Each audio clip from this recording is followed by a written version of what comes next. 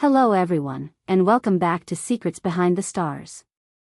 Before we dive in, tap subscribe, hit the like button, and if you'd like to support this channel even more, consider joining our community below. Thank you for being here. Now, let's step into tonight's story. It unfolded late last night, while the city tried to sleep under the hammering of cold rain and the distant growl of traffic. In a moment that caught thousands off guard and sent shockwaves through social feeds around the world, a sudden incident left fans breathless with worry. One of Turkish television's brightest, Hazal was on her way home after a grueling day on the set of the hit series Kuma when a frightening turn of events shattered the quiet. What should have been a careful drive through the storm became a scene that took over international headlines in minutes, rattling her followers everywhere, especially in Spain, where her fan base has always been passionate and fiercely loyal. The first hints arrived slowly, fragments of information slipping into the night like rain under a door. Witnesses said the storm was no ordinary downpour, it was a relentless curtain of water beating the streets into slick channels. Wipers thrashed at full speed but struggled to keep up, and every corner carried the risk of a slide. Exhausted from a long, pressure-packed shoot, Hazal still kept her focus on the road, shoulders tight, jaw set, determined to get home. But sometimes the weather decides the story. In the darkness, on a stretch that usually feels familiar, the conditions took control. Neighbors later recounted the moment the quiet broke. The car lost traction, a sudden sideways pull that made the tires hiss across the wet asphalt. It drifted toward the edge of the lane and slid, scraping hard against the metal barrier in a shock of sound that carried for blocks. The impact was sharp enough to make windows shiver. People could hear it through their curtains. Lights snapped on. Doors opened. A few residents rushed outside, calling emergency services as they ran, stepping into torrents that soaked them in seconds. When they reached the car, they saw the front airbag deployed and the driver's side door pushed open by a trembling hand. Witnesses confirmed Hazal was conscious, breathing steadily yet visibly shaken, eyes wide and searching the night for a steady point to land on. She was responsive but disoriented, her breathing shallow, the shock still moving through her like a current. A passerby draped a jacket around her shoulders while another one held an umbrella to block the rain, their voices soft as they tried to ground her with gentle questions. She answered in short phrases, nodding, focusing on breathing. Moments later, sirens threaded through the rain as health teams and police emerged from the wash of light and sound, moving with trained urgency but quiet hands. Despite the storm, the responders worked quickly and with care. One medic checked her pulse and blood pressure while another assessed her neck and shoulders, guiding her movements and keeping her warm.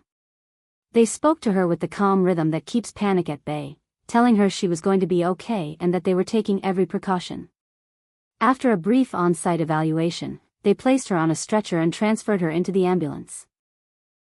The doors closed with a solid thud, and in a sweep of blue and red, the vehicle cut through the rain toward a private hospital known for its discretion and specialist teams.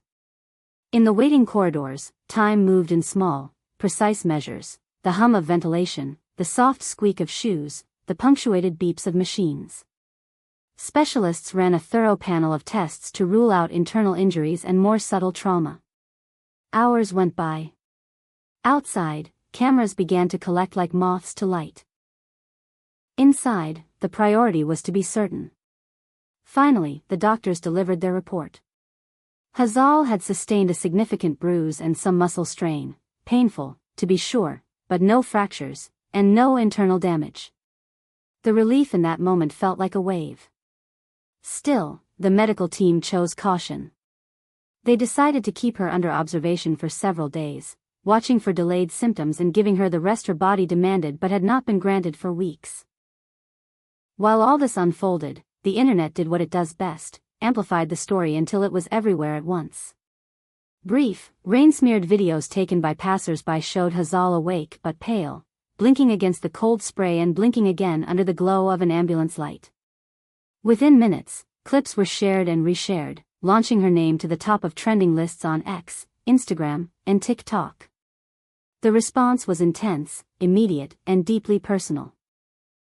International fans, especially in Spain where Turkish dramas have carved out a special place in people's hearts, flooded comment sections with pleas for news and messages of support. They wrote about how her performances had seen them through hard seasons, how her characters taught them to be brave, how they were holding their breath until they knew she was safe. Colleagues and celebrities chimed in with their own notes of care, sending good wishes and prayers, recalling a generous coworker who shows up prepared, stays late without a word of complaint, and still finds the energy to ask how everyone else is doing. But the message that seemed to calm the most anxious hearts came from the person whose voice fans were waiting for, Kagete Yulasoy. He is her co-star and her closest ally, someone who knows the rhythm of her days and the weight she carries when the cameras are rolling. In a post that spread like a warm light in the storm, he confirmed what everyone needed to hear: Hazal was stable, she was recovering, and she was not in danger. He asked fans to stay patient, to keep their energy positive, and to give her space to heal. It wasn't just a press-ready statement. Those who read it could feel the steadying tone beneath the words, the careful choice of language that tried to hold the public's worry and protect her privacy at the same time. Later, sightings at the hospital confirmed he was there in person, moving through the dim corridors with a quiet focus, coffee in hand, pausing to shake hands with staff and thank them, then disappearing into her room. A nurse whispered that he took her hand and told her she scared everyone but that she was safe now. They didn't talk much. They didn't need to. Soon after, the production team behind Kuma issued their official statement. Their words praised Hazal as a tireless professional, a colleague whose discipline sets the pace for everyone around her.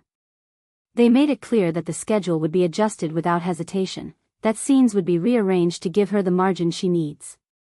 The statement ended with a promise that felt like a vow: her health is the top priority. On set, that decision was met with nods of respect and a collective exhale.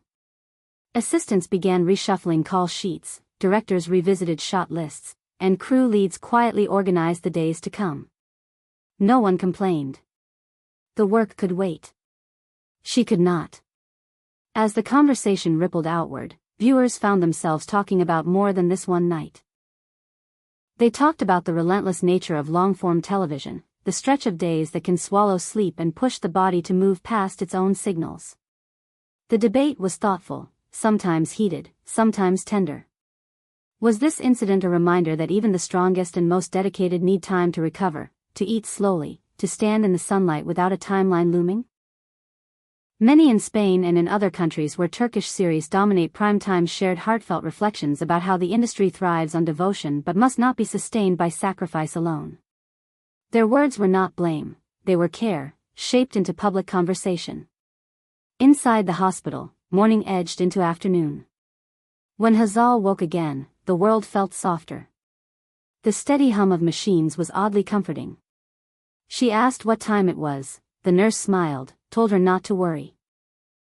Moments later, the door opened and there was Kagete, eyes tired but kind, the kind of tired that comes from standing guard through the night. He told her the tests looked good. She nodded, a small smile pressed to the corner of her mouth, then closed her eyes again as if the news itself were a blanket. They spoke in pieces, about the car, about the rain, about how she would be back on her feet soon. He slipped into the background each time the medical team needed space, then returned to the chair by her bed when the room quieted. Outside, reporters waited for confirmation, and they got it in careful increments.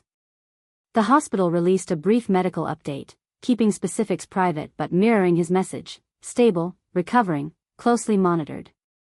The words were clean, measured, designed to reassure without opening the door to speculation. And still, speculation is a language the internet speaks fluently. Some questioned whether she had been driving herself after such a long day. Others insisted that no one could have avoided danger with the rain coming down the way it did. The truth, as always, lived somewhere simple: the storm was merciless, and she did her best. By evening, the corridors felt calmer, the foot traffic a little less intense. A friend left flowers at the front desk with a note that read, "Rest without guilt." A wardrobe assistant from Kuma sent a voice message telling Hazal that the costume racks would still be there when she came back, waiting patiently like good soldiers. Another colleague wrote that the set felt strange without her laugh, but that everyone was grateful the news wasn't worse. These were small gestures, but they stitched comfort into the day. Back online, the wave of support kept growing. Fans from Madrid, Barcelona, Valencia, and beyond shared memories of discovering her work and falling for the world of Turkish dramas, of learning words in a language they didn't speak just to feel closer. They wrote in Spanish, in English, in Turkish, and somehow the meaning crossed easily. Take your time, we are waiting, we are with you. Their devotion had long been evident, but last night made it tangible. It was there in the timestamps on their messages, in the way they refreshed their feeds at 3 in the morning, in the care with which they corrected rumors and amplified verified updates. As for Kuma, the set carried on with minimal scenes, skeleton crews, and a rhythm designed to leave room for rest. This isn't a story about missing deadlines, it's a story about choosing people over pace. When a lead star goes down, when any person goes down, the work pauses. It reassesses. It remembers why it matters and who makes it possible. The production's quiet pivot sent a clear signal to the industry and to viewers: the show will go on, but not at the cost of the person who gives it its heart. When the night folded again, a different kind of quiet settled over the city. The rain thinned to a whisper. Streetlights drew long gold lines on the pavement. Inside her room, Hazal breathed deeper.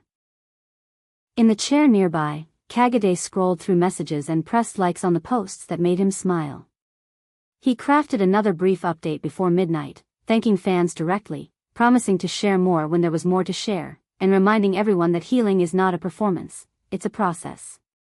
He asked for patience one more time, because patience is what love looks like when the lights are off and the cameras are gone.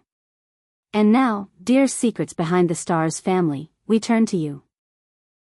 How did this news make you feel when you first heard it?